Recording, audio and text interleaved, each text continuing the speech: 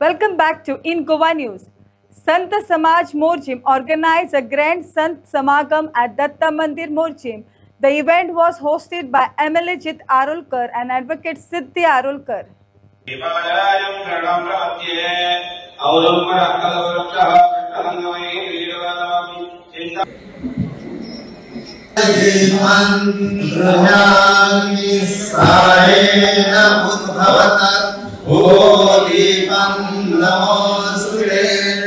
शुभं करोति कल्याणं आरोग्यं धनसम्पदा शत्रुबुद्धि विनाशाय दीपज्योति नमोस्तुते दीपदेवताभ्यो नमः सर्वोपचारार्थे गन्धाक्षतपुष्पं समर्पयामि नमस्करोमि वक्रतुण्डा महाकाय सूर्यकोटि समप्रभा निर्विघ्नं कुरु मे देव सर्वकार्येषु सर्वदा या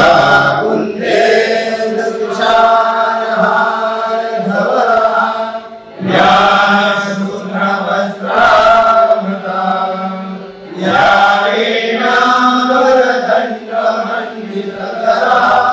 या श्वेतपद्मासना या ब्रह्माच्युत शंकर प्रभुते